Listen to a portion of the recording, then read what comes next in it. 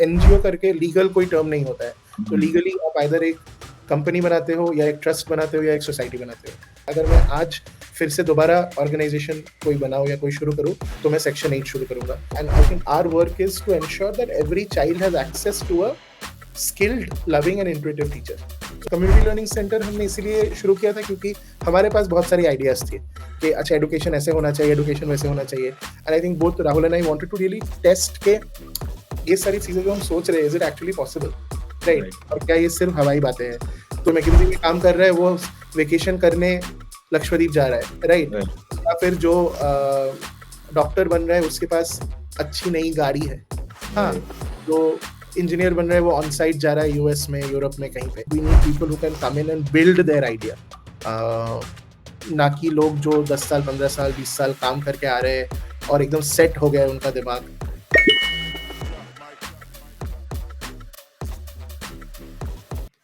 नमस्कार दोस्तों, the social purpose की होप 24 पॉडकास्ट सीरीज के एक नए एपिसोड में आपका हार्दिक स्वागत है।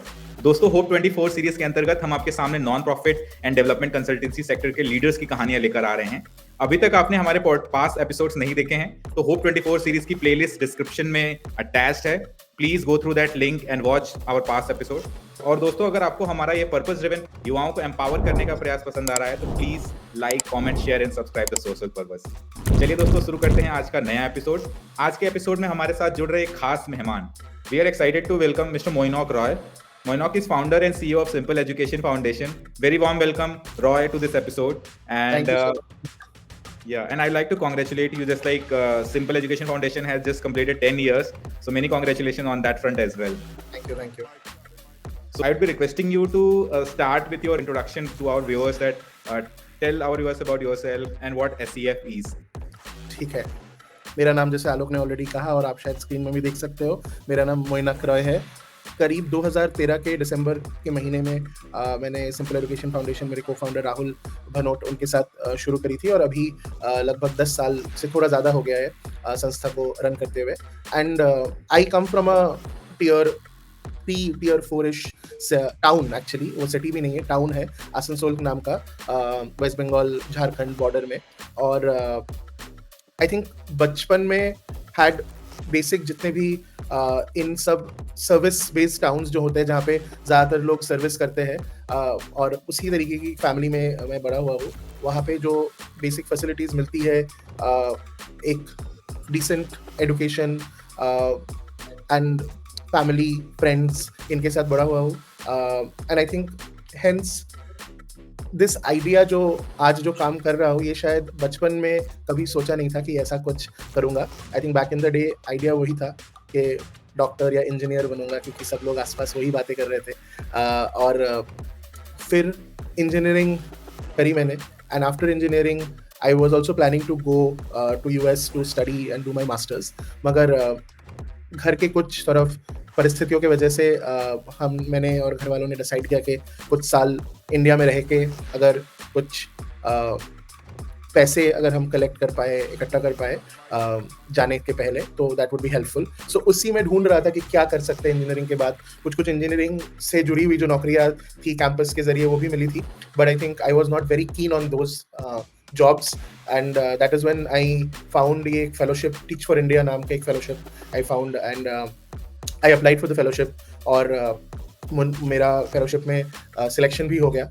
एंड आई थिंक उसके बाद right out of college I did the fellowship for 2 years। और फेलोशिप करने जा रहा था तो मेरा एक्चुअली माइंड में ये था कि मुझे 2 चीज़ें पसंद थी। मुझे पढ़ाना अच्छा लगता था, कॉलेज में भी मैं अपने दोस्तों को पढ़ाता था, तो पढ़ाना अच्छा लगता था। और मुझे लगा कि एक टीचर की ज़िंदगी में टाइम बहुत होता है, जो कि एक्चुअली मैं बहुत गलत था, वो मुझे बाद में पता चला। मुझे लगा कि ऐसे ही सुबह 7 बजे जाऊँगा और शाम को दोपहर को 1-2 बजे तक वापस आ जाऊँगा, तो मुझे खुद पढ़ने का और समय मिलेगा। और इसी को सोचते हुए शुरू किया था टीच फॉर इंडिया।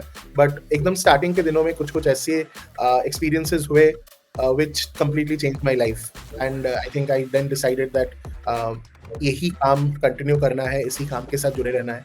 और मास्टर्स वगैरह भी मैंने किया नहीं है कुछ, वो मास्टर्स के एग्जाम्स दिए हुए करीब 12-15 साल अभी हो गए। So yeah, that's been my journey in this space. Right. Okay, Roy. So we will go one by one in different sections to decode how exactly that you have started this journey and how your journey have been. So let's start Yes. with the first segment of our episode. Is called decoding the social purpose. Okay. In this segment, my first question is: you started this journey through Teach for India fellowship, right? हाँ. So ये जब Teach for India fellowship चल रही थी उसके बाद भी options आते, right? Job versus startup. Many TFI fellows go into development sector or in a consultancies. What was that moment that made you decide that I'm going to start an organization, I'm going to start Simple Education Foundation? So जब during the fellowship क्या होता है कि मैं एक सरकारी school में placed था और वहाँ पे मैं पढ़ा रहा था and I was talking to a lot of the teachers of that school और मुझे उस फेलोशिप के दौरान उनसे जब मैं बातें कर रहा था तो मुझे ये मैंने देखा कि वो लोग काफ़ी इंटरेस्टेड थे अपने बच्चों को अच्छे से पढ़ाने के लिए मगर बहुत सारी और चुनौतियाँ थी उनके सामने जैसे एडमिनिस्ट्रेटिव वर्क ज़्यादा था ट्रेनिंग नहीं था टूल्स नहीं थे एट्सेट्रा एट्सेट्रा और ये सारे जो challenges थे were really demotivating them, right? So they could not, they were sort of struggling to do the kind of work that they wanted to do. A lot of these teachers, and some of them were really amazing teachers. And I still remember some of these teachers. There was Lakshmi sir, there was Prabhat sir, who were very good teachers, right? And they still teach in the Delhi education system. And उनसे जब मैं बात कर रहा था तो मतलब धीरे-धीरे जैसे आप बहुत समय इनके साथ बिताते हो तो उनके साथ एक रिश्ता सा हो जाता है, right? And I think that is where I started thinking that there should be something or some organization which is working towards this need. And I think it was really like the hunt for that organization कि कौन काम कर रहा है ऐसा teachers के लिए, teachers के साथ। एंड वो इनिशियल बहुत सारा स्कोपिंग करने के बाद मुझे ऐसी कोई संस्था मिली नहीं क्योंकि फर्स्ट आइडिया कभी नहीं था कि कुछ शुरू करूंगा। फर्स्ट आइडिया था कि ये काम करना है and then went to look for organisations who do this work ताकि मैं उनके साथ जुड़ सकूं और उनके साथ काम कर सकूं। बट मुझे वैसा ऑर्गेनाइजेशन मिला नहीं जो कि मेरे आइडियोलॉजी मेरे माइंडसेट के साथ मैच कर रहा है, राइट? बहुत सारे ऑर्गेनाइजेशंस थे जो तब टीचर ट्रेनिंग करते थे मगर उनका जो टीचर ट्रेनिंग मॉड्यूल था वो पिछले 5 साल से बदला ही नहीं है और फैसिलिटेटर्स जाके वो सेम मॉड्यूल्स बार बार करा रहे। तो उस तरीके का काम करना नहीं था, थोड़ा सा और गहरा काम करना था। तो I think all of that led to thinking कि अच्छा ठीक है फिर कुछ शुरू करते हैं। एंड उस समय I was 24 years old, right? तो इतना ज़्यादा आई थिंक थोड़ा सा नाइविटी भी था, आप बोल सकते हो ऐसा। लगा कि चलो शुरू करते कुछ करते and that's how I think and obviously had a very solid co-founder Rahul who Rahul is 10 years older than me. So yeah, so he had been in the corporate sector for 10 years before he joined Teach for India and he काफी experiences थे and I think उसको मिला के it was and having him by the side was sort of like helpful क्योंकि तो थोड़ा सा लग रहा था कि अच्छा ठीक है someone who knows something is there. So I think that is how both of us started Simple Education Foundation. Right. I think Rahul has been a source of confidence for you going to start with, right? Yeah. Absolutely. I had a next question. मेरा link question था कि coming from tier 3 city, right? So generally there is always a fear of missing out. What if I fail? Okay. Yeah. What if it doesn't work out? मेरा time का क्या होगा, right? So how did you take that risk, right? Because कि वो thought process everyone जो भी entrepreneurship के बारे में सोचता है, that taking first step is very challenging thing. How did you do that? तो एक्चुअली ये बहुत ही चैलेंजिंग था क्योंकि मेन चीज़ वहाँ पे आ जाता है कि जब आप दिल्ली में रह रहे हो and your parents are back in that city, so you know उन जो मेन चीज़ क्या है उनकी जो अर्निंग है वो उतना नहीं है कि वो आपको दिल्ली में सस्टेन करने में मदद कर पाए, राइट? तो वो एक बहुत बड़ा चैलेंज था। सो मैं actually after the fellowship I join teach for India only, मतलब मैंने 2-3 जगह में अप्लाई किया था नौकरी के लिए, तो टीच फॉर इंडिया में भी मेरा selection again as a staff member हो गया था। तो 2 साल मैंने वहाँ काम किया टीच फॉर इंडिया में एंड साइड में अलॉन्ग विथ राहुल ये हमने SCF बिल्ड किया। तब हम एक छोटा सा community centre learning centre run करते थे करीब 20-25 बच्चों के साथ एंड इट वाज कॉल्ड प्रयोगशाला, तो हम उसको रन करते थे and I was sort of doing basically आप बोल सकते हो 2 जॉब्स। एक मैं टीच फॉर इंडिया में भी काम करता था प्लस ये साथ बिल्ड कर रहा था एंड उस दौरान कुछ हमने सेविंग्स मैंने करना शुरू किया, जो भी टीच फॉर इंडिया की सैलरी थी उससे कुछ सेव करना शुरू किया और आइडिया वही था कि कुछ महीनों के लिए मतलब उतने पैसे इकट्ठा कर लो कि कुछ महीनों के लिए फुल टाइम एक जंप ले सकूं कि करते हैं, क्योंकि वो जंप बहुत ज़रूरी था। पार्ट टाइम कर करके जो बिल्ड करना चाह रहे थे वो हो नहीं रहा था। एंड आई थिंक इन 2015 के आसपास we decided that we will start a big program with the government in 2016. So we went out and sort of did crowdfunding campaign. We reached out to few of our supporters, friends and all. तो हमने कुछ पैसे भी उनसे race किए। इतना race किया कि हमें पता था कि हम एटलीस्ट 6 महीने तक चल सकते हैं, right? And the idea was that कि 6 महीने जैसे शुरू होगा फिर we'll continue to build, but but I think as we started we got through a Wipro का एक fellowship and we got through another CSR grant. ऐसे 2-3 चीजें हो गई एक साथ, so I think the beginning became smoother. Right. So I think you told about कि सब कुछ पैसा हो गया था सेविंग, तो उसके बाद हमने डिसाइड किया.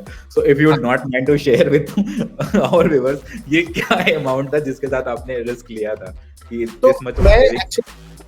तो मैं एक्चुअली बहुत सिंपल मेरा कैलकुलेशन था कि उस समय मैं दिल्ली में रहता था, जहाँ पे मेरा रेंट था करीब 8,000 के आसपास, राइट? प्लस कुछ खाना वगैरह मिला के सब कुछ करके मेरा था कि अराउंड 20-25 हज़ार रुपये अगर मेरे पास हो तो मैं एक महीने आराम से चल सकता हूँ, विच इंक्लूड्स एक बारी मतलब थोड़ा बहुत बाहर कॉफ़ी पी लिया, कुछ ये कर लिया वो कर लिया, ये सब मिला के। तो उस हिसाब से मैंने सोचा था कि करीब अगर तो मेरे पास करीब ₹1,00,000 मैंने सेव किए थे 2 साल में।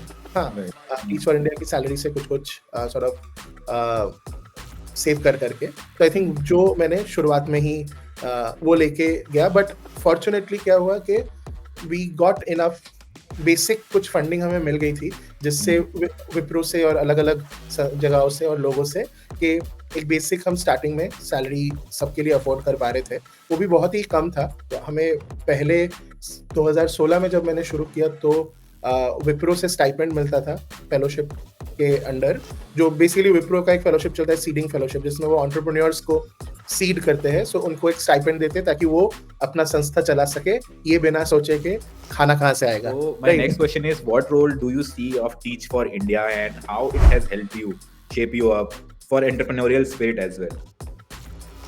I think सबसे बड़ा रोल तो टीच फॉर इंडिया का है in giving me access to the network. तो अभी जैसे क्या है कि टीच फॉर इंडिया एक ऐसा एक्सपीरियंस है जो आपने बहुत सारे लोगों के साथ शेयर किया है। तो अगर आप किसी से मदद भी मांगने जाते हो या कुछ भी करते हो, अगर वो टीच फॉर इंडिया फेलो है और आप भी फेलो हो, तो इमीडिएटली एक ट्रस्ट बिल्ड हो जाता है। तो उसमें फिर वो पहली बारी आपसे मिलने के लिए, आपसे बात करने के लिए, आपको कुछ सजेशन देने के लिए, गाइड करने के लिए वो मना नहीं करते, right? And that is actually the biggest I think gift of teach for India, which is the community जो हमारे पास है। सेकेंडली आई थिंक जिस समय हम लोग फेलोशिप कर रहे थे एंड अभी भी वैसा ही है काफ़ी हद तक, एक बहुत ज़्यादा फोकस था बच्चों पे, समझना कि बच्चों के नीड्स क्या है, बच्चों की ज़रूरतें क्या है, and how do we sort of cater to that through our work. And I think वो वाला जो माइंडसेट है वो बहुत ज़रूरी है, क्योंकि जब आप ये कंसल्टिंग या बड़े बड़े चीज़ें करने लगते हो, सीधा आप शायद मिनिस्टर या डायरेक्टर लेवल के लोगों के साथ आपका जानना पहचानना हो जाता है। Like I think I know you also work in a similar capacity. तो आई थिंक वहाँ पे बहुत आसान हो जाता है बच्चों के बारे में बात करना, बच्चों को भूल जाना। ये पॉलिसी के जब भी आप पॉलिसी वाला इतना भारी भरकम शब्द आ जाता है आपके डिक्शनरी में और आपके जॉब डिस्क्रिप्शन में, तो बच्चों को भूलना आसान हो जाता है। But I think teach for India का जो एक्सपीरियंस था उसने बहुत ज़्यादा अंदर तक वो बेसिकली ग्रिल कर दिया था कि सबसे इम्पोर्टेंट चीज़ जो है, ये सब पॉलिसी वगैरह सब कुछ करके हम करना क्या चाहते हैं, बच्चों को बेटर इम्प्रूव्ड एक अपॉर्चुनिटी, बेटर फ्यूचर देने का कोशिश। तो I think that was very very important. And जो स्किल्स, जो 2 years inside the classroom was an excellent experience. And I think बहुत सारी चीज़ें सीखी। ये जो मैं आपसे बात भी कर रहा हूँ, I think a lot of it goes to the classroom, क्योंकि क्लास में आप एक परफॉर्मर हो as a teacher, right? You are always performing. And मैं 4th-5वीं क्लास के लड़कियों को पढ़ाता था, तो and I am a very high energy person, तो that whole experience was very very important। एंड क्योंकि मैं एक बहुत अलग कॉन्टेक्स्ट से आता हूँ, आसनसोल बंगाल बहुत अलग कॉन्टेक्स्ट है, तो that experience also help me understand कि कॉन्टेक्स्ट क्या होता है। नहीं तो आप कभी नहीं समझते ना, क्योंकि आप जहाँ बड़े हुए हो आपको लगता है वही दुनिया है। The fact the world is different, everyone's world is different, वो समझने का मुझे आई थिंक काफ़ी सारा मौका मिला during Teach for India. I think मैं तो मतलब I am really indebted to the fellowship. That's exciting, and I think a lot of viewers would have get a lot of insights about Teach for India also through that. So अभी हम आगे चलते हुए we would like to know more about how exactly you formalized your organization, because what happened, a lot of young people have a lot of ideas, they design some projects, do some activities, but what happened, they don't synergize it in form of any organization or any initiative, and slowly that wanes away, right? So so this section is called formalizing the social purpose. Okay. So yeah, the first question in this segment is that how did you register your organization? What was your thought process? क्योंकि कई बार register के लिए आप सोचते भी नहीं हो, right? So when did you thought about it? तो बेसिकली जैसे हम लोग शुरू सोच रहे थे सिंपल एजुकेशन फाउंडेशन के बारे में, I think one of the key idea at that point of time मेरे दिमाग में भी ये था कि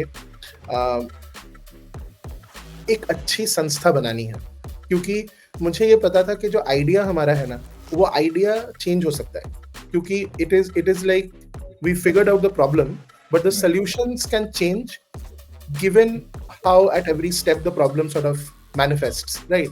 तो वो जब I think we figured that out, that is when we realised कि ये प्रोजेक्ट नहीं हो सकता, क्योंकि प्रोजेक्ट का फिर बहुत कोर एक होता है कि ये ही इनपुट है. So we figured that output अगर हमारे पास क्लियर है, इम्पैक्ट हमें ये करना है, देन इनपुट्स विल चेंज.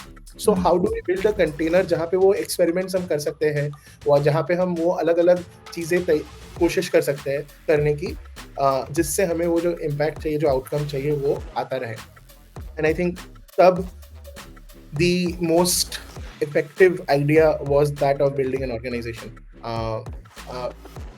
मतलब हमें वही लगा, एंड हमने ऑर्गेनाइजेशन रजिस्टर करने के लिए सोचा. एंड अगेन, जब आप अभी सोशल पर्पस की ऑर्गेनाइजेशन बनाना चाहते हो तो इंडिया में बहुत अलग अलग तरीके, मतलब बेसिकली नॉन प्रॉफिट या एनजीओ करके लीगल कोई टर्म नहीं होता है. तो लीगली आप आइदर एक कंपनी बनाते हो, या एक ट्रस्ट बनाते हो, या एक सोसाइटी बनाते हो.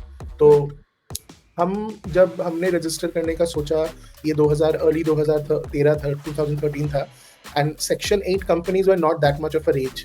तो हम जब हमारी सीए के साथ बात कर रहे थे, तो उन्होंने हमें ट्रस्ट और सोसाइटी के बीच का ऑप्शन दिया कि आप ट्रस्ट करो या सोसाइटी करो. तो सोसाइटी में था कि नंबर ऑफ पीपल 7 थे इनिशियली, वर्सेस ट्रस्ट में 2 लोग भी शुरू कर सकते थे. तो आई थिंक हमारा that point of time the decision making process was just this. But अगर मैं बहुत लोगों को बोलता हूँ कि अगर मैं आज फिर से दोबारा ऑर्गेनाइजेशन कोई बनाऊँ या कोई शुरू करूँ, तो मैं सेक्शन 8 शुरू करूँगा, क्योंकि सेक्शन 8 के जो वो ट्रस्ट और सोसाइटीज एटलीस्ट दिल्ली में कोई लॉ के अंदर नहीं आते, ये नॉर्मल रजिस्ट्रेशन होता है इनका. तो इनको गाइड करने के लिए उतना ज़्यादा कोई रेगुलेशन नहीं है, जिसका मतलब है कि गलतियाँ आप आसानी से कर सकते हो बिना जाने, right? Versus section 8 ministry of corporate affairs के अंदर आता है, उसका क्लियर गाइडलाइंस है. आपको कॉर्पोरेट गाइडलाइंस जो एमसीए के गाइडलाइंस है वो मेंटेन करके चलने पड़ेंगे. कुछ स्ट्रक्चर्स है, कंप्लायंसेस है, बहुत ही क्लियर है, which is why it is helpful, क्योंकि वो बहुत इंपॉर्टेंट है जानना कि क्या कर सकते हो, क्या नहीं कर सकते हो, कैसे कंप्लायंट रहो. सो आई थिंक सेक्शन 8 वो क्लैरिटी ज़्यादा देता है. तो आई वुड स्ट्रांगली रिकमेंड कि अगर anyone who's listening wants to build an organization of their own, then definitely without thinking go for a section 8. Right. So does the section 8 thing has any edge over trust and society if we see the fundraising aspect and also CSR donations aspects? Does that affect as well? So from a fundraising aspect या CSR fundraising aspect से कोई difference नहीं है. But जो वही main चीज है, जो कंप्लायंस है ना, तो वो क्लियर है, राइट?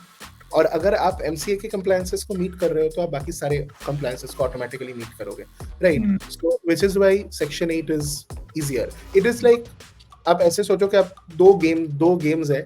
एक गेम है जिसमें रूल बुक नहीं है, और एक गेम है जिसमें रूल बुक है. तो ये वाला गेम खेलना शायद थोड़ा सा इजी होगा ना.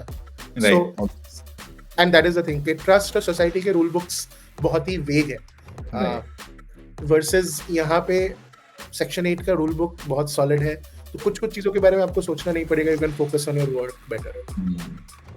So my next question is about, after registration it comes about section 12A and ATG. So how did you get that section 12A and ATG thing? What was your process? Was it easier or some challenging? No, so basically अगर आप एक अच्छे CA के साथ काम करते हो जो आपको मदद करते हैं रजिस्ट्रेशन प्रोसेस में, तो they will tell you that ये सारी चीजें जरूरत है. अब दो तरीके के ट्रस्ट हो सकते हैं या सोशल पर्पस ऑर्गेनाइजेशंस हो सकते हैं। एक जिनका primary medium of income will be revenues, वो कुछ Right. सर्विसेज या प्रोडक्ट सेल करेंगे जिससे उनको रेवेन्यू आएगा। और एक होंगे हमारे जैसे जो फिलैंथ्रोपिक डोनेशंस, कंट्रीब्यूशंस, ग्रांट्स पे डिपेंडेंट है। तो जो ग्रांट्स वगैरह पे डिपेंडेंट है, स्पेशली CSR या बाकी इंडिविजुअल डोनेशंस, उनके लिए बहुत ज़रूरी है 12A और 80G दोनों सर्टिफिकेशंस होना, क्योंकि 12A में एज एन ऑर्गेनाइजेशन हमें टैक्स नहीं देना पड़ता है, और 80G में जो हमें डोनेट करते हैं उनको 50% टैक्स डिस्काउंट मिलता है ऑन देयर डोनेशन, और दोनों चीज़ें ज़रूरत है। मगर अगर आप कोई प्रोडक्ट या सर्विस सेल करते हो जिससे आप रेवेन्यू अर्न कर रहे हो, तो क्या है, तो आपको 80G या 12A का ज़रूरत 80G का ज़रूरत नहीं भी हो सकता है, क्योंकि आप सेल कर रहे हो तो वहाँ पे आपको कोई डोनेशन रिसीट देने का ज़रूरत नहीं है। तो वो थोड़ा सा आपको सोचना पड़ेगा, but a good CA can guide you through this whole process, and I think I would very strongly recommend that जब भी आप ये करना चाह रहे हो, आप अगर 2-3 ऐसे लोगों को जानते हो जिन्होंने संस्था शुरू करी है और वो अपना ऑर्गेनाइजेशन चला रहे हैं, उनसे ज़रूर रेफरेंस ले ले कुछ CAs का, उनसे बात करके एक अच्छा CA आप ढूंढ ले, क्योंकि बहुत सारे कंप्लायंसेस है, ऑडिट्स है, टैक्स फाइलिंग्स है, अलग अलग चीज़ें हैं, प्लस ये सब चीज़ें जैसे 80G 12A and all of that, उसमें बहुत मदद हो जाता है if you have a CA who knows all of these things. Amazing. So there are definitely some viewers are going to ping you on your chat box. I'll be happy to do that. Talk to them. Yeah. Right. So I have a link question, just like some tips and tricks for aspiring entrepreneurs, right? Because if you're managing yourself now, it's an easy to manage. You know what you need to do, but all of a sudden, if you become an organization, then you have to think, strategize as well, implement as well, and ensure all compliances as well at the background. So all of a sudden, you are managing 360-degree picture, right? Which is not easy. So if any recommendation, tips and tricks you'd like to share? Yeah, definitely. कुछ चीजें जो मुझे अभी I think in hindsight मुझे लगता है ज़रूरी है, प्लस अभी मैं बहुत सारे मेरे दोस्त हैं, बहुत सारे मेरे जानकार हैं जो कि अपने अपने ऑर्गेनाइजेशन से भी वो चला रहे हैं, और उन्हें मैं देखता हूँ, उनसे बातें करता हूँ बहुत सारा। तो कुछ चीज़ें जो मुझे समझ में आई है, ज़रूरत है as you are starting this journey. One is to have a very clear idea of आप सॉल्व क्या करना चाहते हो, राइट? क्योंकि जब आप काम करना शुरू करोगे ना, तो बहुत सारी चीज़ें आपको दिखेगी, आप ये भी कर सकते हो, वो भी कर सकते हो, और हर एक चीज़ इम्पॉर्टेंट है और हर एक चीज़ अर्जेंट है। तो वो क्लैरिटी रखना कि मैं एक्चुअली ये सॉल्व करने आया था, वो बहुत ज़रूरी है। So just really having that clear idea कि आपको क्या सॉल्व करना है। एंड आई थिंक जो सेकंड चीज़ है वो ये है कि अंडरस्टैंडिंग आपका पर्सनल वैल्यू सिस्टम, क्योंकि ऑर्गेनाइजेशन जब आप बिल्ड कर रहे हो, उसमें मतलब एक ऑर्गेनाइजेशन और एक सिंगल पर्सन प्रोजेक्ट में फ़र्क क्या होता है, बाकी लोग और लोग, राइट? अगर आप सिंगल पर्सन अगर ऑर्गेनाइजेशन हो और सिंगल पर्सन प्रोजेक्ट हो, तो it's all in the same, but the moment it becomes more the second person, third person, more people, तो चीज़ें बदल जाती है। And I think that is where it is very important कि आप अपना जो वैल्यू सिस्टम है, अपने जो कोर वैल्यूज़ है, आप किस तरीके की संस्था बनाना चाहते हो, ये सारी चीज़ें आप थोड़ा सा इनके बारे में सोचो और ये फिगर आउट करो। क्योंकि जो चैलेंजेस आते हैं ना, उसके answers are all in your value system, कि आप क्या किसी को घूस देके प्रोजेक्ट लोगे या नहीं लोगे, आपके वैल्यू सिस्टम पे डिपेंड करता है। मैं ये नहीं बोल रहा हूँ कि राइट या रॉन्ग है, आपके वैल्यू सिस्टम में डिपेंड करता है। आप आपके टीम मेंबर्स को कैसे ट्रीट करोगे, आप अपने टीम मेंबर्स को किस तरीके का पे एक्सेस दोगे, क्या और फैसिलिटीज होंगी, प्रोजेक्ट में आप बेनिफिशियरीज के साथ, बाकी स्टेक होल्डर्स के साथ किस तरीके का व्यवहार करोगे, क्या आप सर्विस में फिर मतलब आपकी सर्विस में वो रिफ्लेक्ट होगा। ये सारी चीज़ें जो है ना आपके वैल्यू सिस्टम से मर्ज करती है। तो आई थिंक वो बहुत ज़रूरी हो जाता है कि आपके वैल्यू सिस्टम के बारे में क्लैरिटी होना, जानना कि हु यू आर। एंड ऐसा नहीं कि सब कुछ आप जान जाओगे, बट एक बेसिक आइडिया लेके चलना, लेके शुरू करना is always a good thing. And then जो मैंने पहले भी बोला है कि एक बहुत बढ़िया CA, and ideally have a good co-founder, and if not a good co-founder, try to build a small founding core team very quickly, और ऐसे लोगों के साथ जिन पे आप विश्वास कर सको। Right. I think your suggestion and inputs tell a lot about Simple Education Foundation itself, that how you are running your own organization. So in the next segment, we would like to know more about Simple Education Foundation, and this segment is called Theory of Change, so that we can identify what problem SCF is solving. Yeah. Yes. So my first question is obvious, is that what problem you are solving as Simple Education Foundation? So there are two levels to this problem, right? जो हमारा सबसे बड़ा problem है that we are solving is the inequity in education. That is the सबसे बड़ा problem, which is related to the concept of justice, right?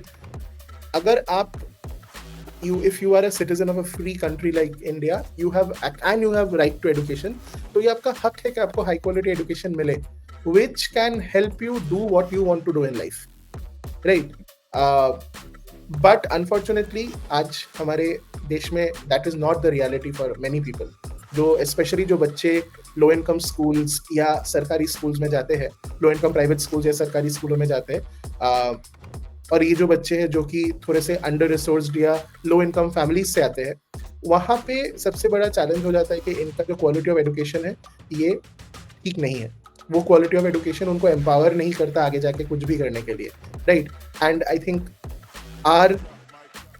the problem that we are trying to solve at some level is how do we ensure कि एक बच्चा जो एक बहुत ही अच्छे private school में जा रहा है और एक बच्चा जो एक सरकारी स्कूल में जा रहा है, वो दोनों जब I think they meet somewhere, they should be able to work together. They should have the same competencies, the same opportunities, the same experiences as far as possible, so that आगे they can access the same opportunities fairly.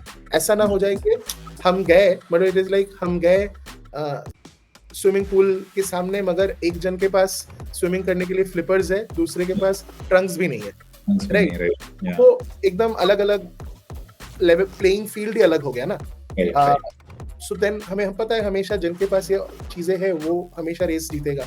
तो how do sure that उस point में जब वो शुरू हो रहा है मैच, एक्विटी इन एजुकेशन, हाँ, तब everyone has the same access to the same kind of resources, has the same competencies and skills. उसके बाद तो it is all on them. How do they use it in that whole sort of journey of life? So I think that is the core problem that we are trying to solve. And उसके अंदर I think we've identified one core thing, which is teaching. That education, or the quality of the education, is heavily dependent on the quality of teachers.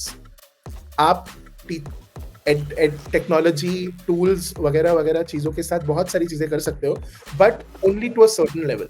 उन सब चीजों को एक साथ जोड़ने के लिए एक बहुत ही अच्छा स्ट्रॉन्ग टीचर होने का जरूरत है क्लास के अंदर. And I think our work is to ensure that every child has access to a skilled, loving and intuitive teacher. So that is our core idea, and that is the problem that we are trying to solve. But how do we make sure कि ये हर बच्चे के पास ये access है? Right. You want to contribute towards equity in education, and also if we see what was your initial idea and how it has evolved over the years, and in how many number of states Simple Education Foundation is working currently? Right now we are working in 3 states, Delhi, Uttarakhand and Punjab. And idea actually बहुत सारा evolve हुआ भी है और evolve नहीं भी हुआ है. आई थिंक इवॉल्व हुआ है in the scale of it. Like हमने जब शुरू किया था हमारा काम 2015 में कम्युनिटी लर्निंग सेंटर के बाद. कम्युनिटी लर्निंग सेंटर हमने इसीलिए शुरू किया था क्योंकि हमारे पास बहुत सारी आइडियाज थी कि अच्छा एडुकेशन ऐसे होना चाहिए, एडुकेशन वैसे होना चाहिए. And I think both Rahul and I wanted to really test के ये सारी चीजें जो हम सोच रहे हैं, is it actually possible, right? और क्या ये सिर्फ हवाई बातें हैं? तो I think that is why we started the learning centre.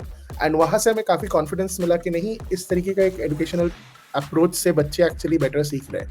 So then the idea was कि हम इस तरीके से ज़्यादा से ज़्यादा टीचर्स के साथ काम कर सके. एंड हमने उसी को लेके कश्मीर में काम करना शुरू किया. हम कश्मीर में 1-2 साल करीब काम किया.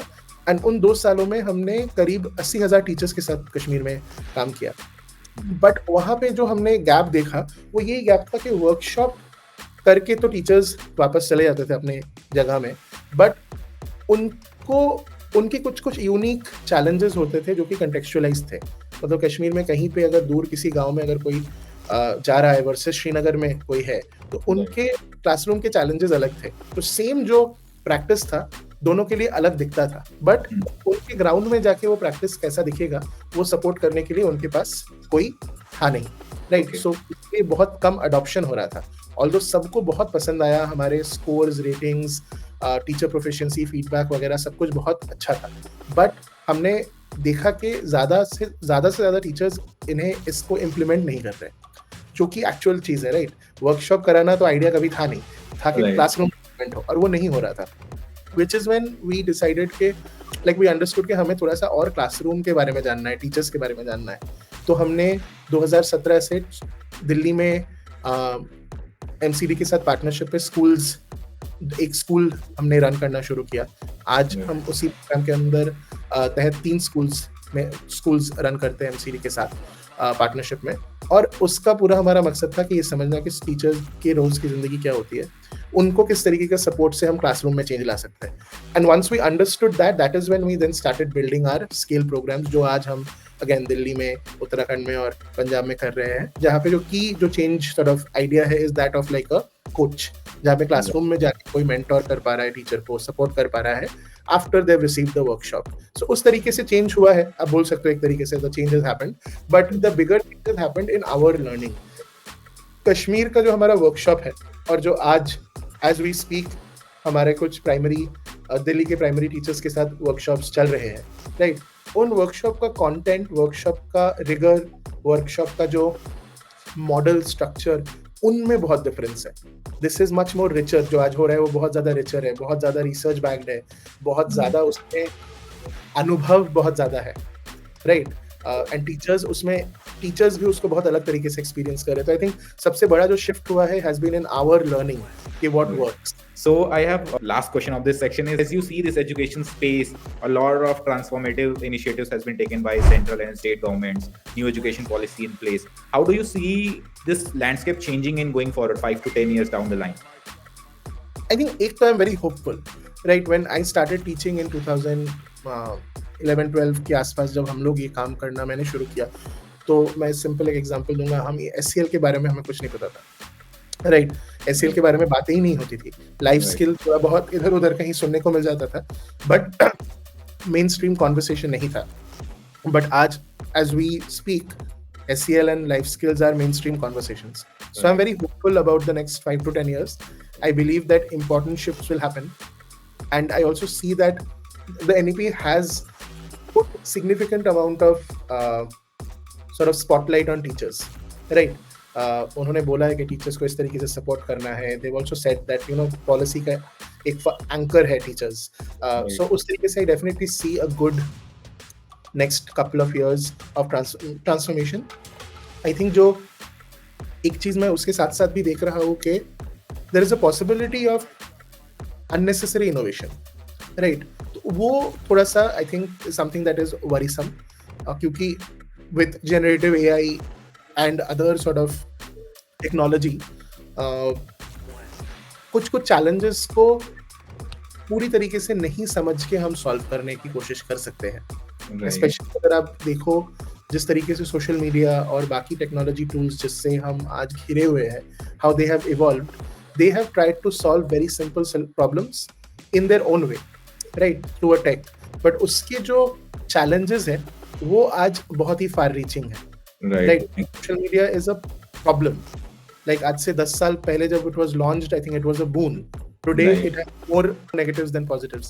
So I think we have to be very careful कि ये टेक्नोलॉजी डिजाइन कौन कर रहा है, ये टेक्नोलॉजी किस प्रॉब्लम को सॉल्व करने के लिए बनाया जा रहा है, टेक्नोलॉजी का वैल्यू सिस्टम क्या है। अगर टेक्नोलॉजी टीचर्स को रिस्पेक्ट नहीं कर रहा है, या जो टेक्नोलॉजी बना रहा है उसको लगता है कि वो टीचर्स रिप्लेस कर देंगे, या वो बच्चों के बीच जो सोशल इंटरेक्शन है उसको मतलब उसको अगर वो importance नहीं दे रहा है, so a lot of those things have to be seen. Like the idea of education is not just कि बच्चे को कुछ competencies आए जो कि टेस्ट किया जा सकता है और फिर उसको अच्छी नौकरी मिल जाए, right?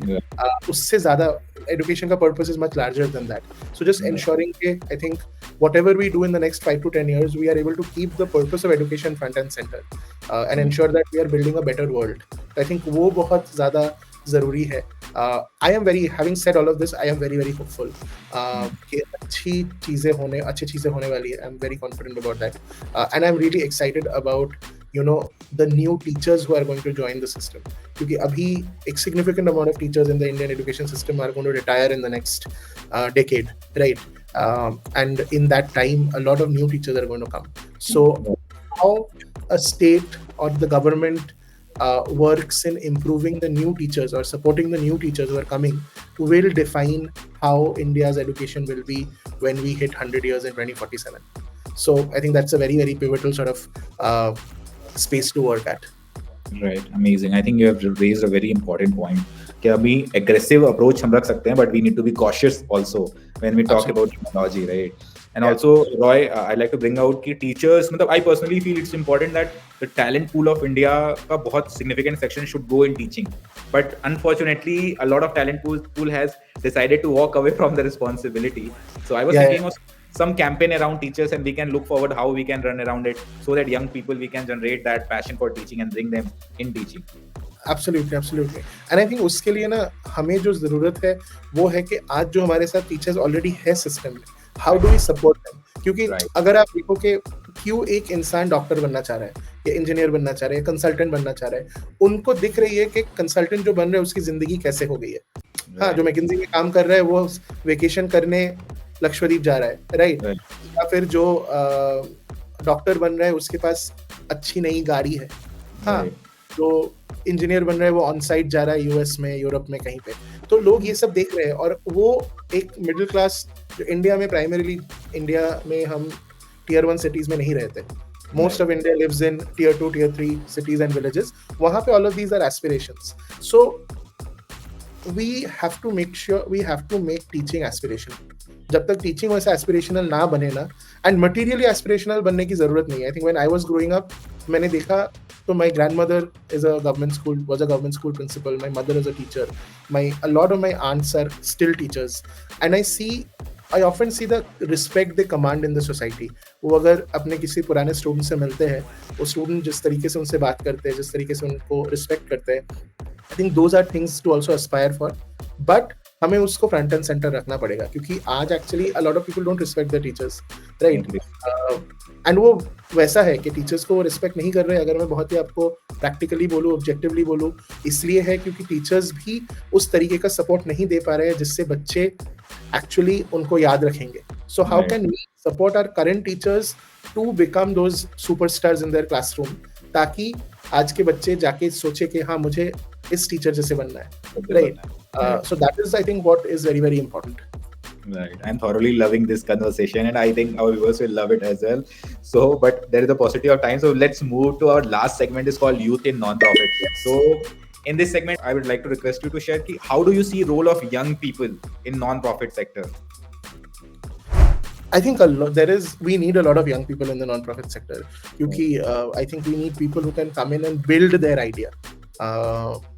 ना कि लोग जो 10 साल 15 साल 20 साल काम करके आ रहे हैं और एकदम सेट हो गया उनका दिमाग, तो वो चेंज नहीं हो सकता सेक्टर में आके. उनके साथ काम करना कभी कभी मुश्किल हो जाता है. तो I think we need fresh new talent for sure. I think एक चीज जो है कि यूथ जब आ रहा है, यूथ पीपल हु आर जो उद्यमी है वो जरूर जाके अपना ऑर्गेनाइजेशन स्टार्टअप वगैरह करे, मगर जो शायद उद्यमी नहीं है मगर उनमें काम करने का जो एक पैशन है, एक जज्बा है, वो एकदम अलग लेवल पे है. I hope that they start from the ground up.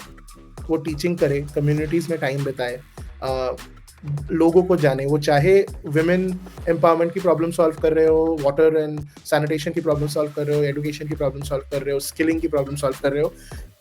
I hope more and more youth experience the true India and they learn from people who are facing the challenges that they are trying to solve, and they spend a lot of time with them and also work in roles where they can design, they can implement, they can do that last mile work. क्योंकि बहुत सारे लोगों को लगता है कि they would happily pick up a analyst role in a corporate company, but they are not willing to pick up a field officer's role in a non-profit. Right.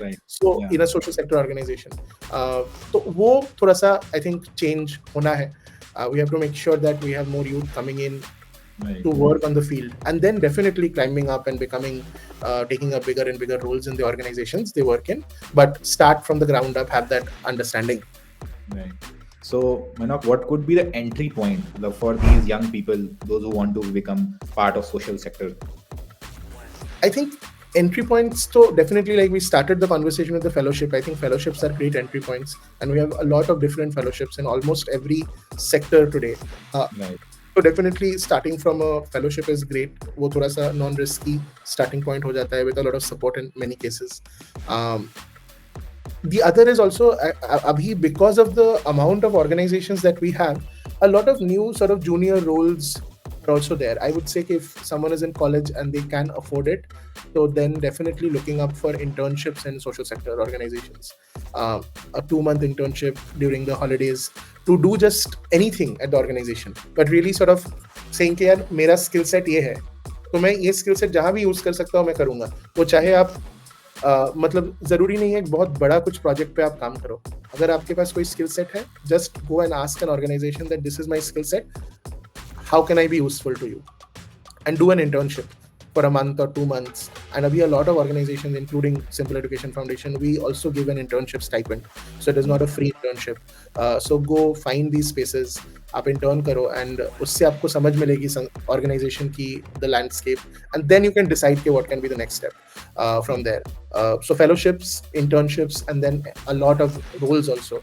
I am regularly seeing associate, assistant, field officer roles coming up. So picking up one of these roles, teaching in local schools and things like that. So I think all of those options are there. Amazing. So as you told that you recruit freshers, right? So what do you look in their CV and their story when you recruiting them? I think so. See, CV does not hold a lot of, I don't want to say value, but is not like a be all or end all. Like right. The CV gives us a basic idea that ठीक है, this person is this. I think this is where they come from and things like that. I think it tells us that. For us, जो important है कि quality of work and जो हमारा interaction है, उसमें उनकी सच्चाई कितनी हम समझ पा रहे हैं. So we do have like a pre-work that we give to people where we are able to see some of their basic skills.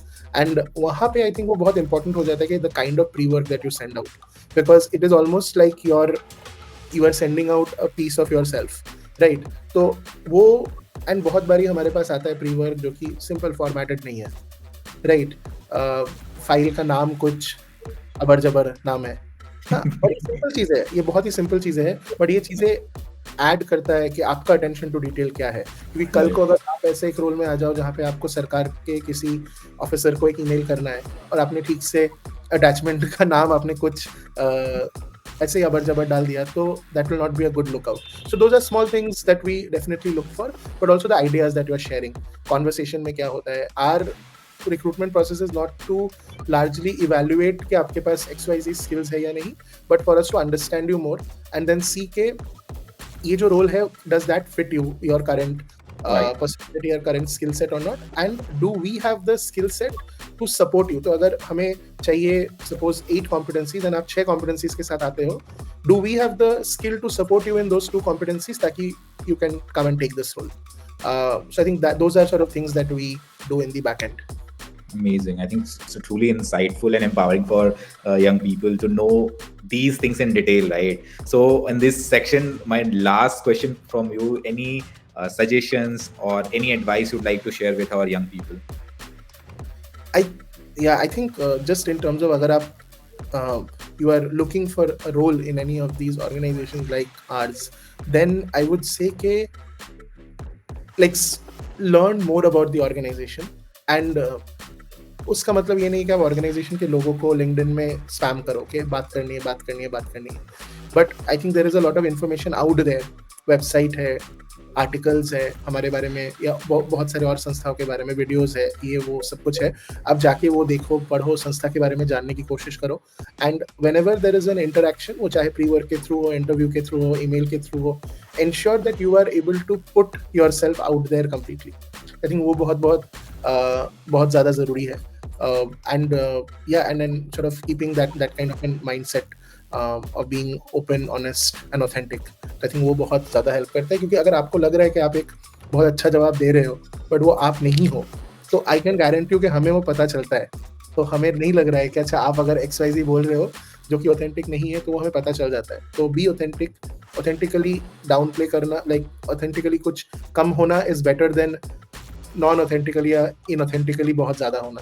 So right. I think just play your do that well, and that's it. Thank you very much, Roy. With this, we have come to end of our this conversation, and it was truly amazing experience talking to you. I must say I thoroughly enjoyed this conversation and I was going to learn a lot out of it. Thank you. Thank you Thank you, so Manoj. Any last Thank remarks you. you would like to share? With that, we can close the session. Thank you so much for this opportunity. Really happy to see you again. And also, just I'm hoping that this is helpful for a lot of people who watch this. And I am excited to go and check out the episodes on the social purpose. And thank you for the opportunity. Thank you. Thank you very much.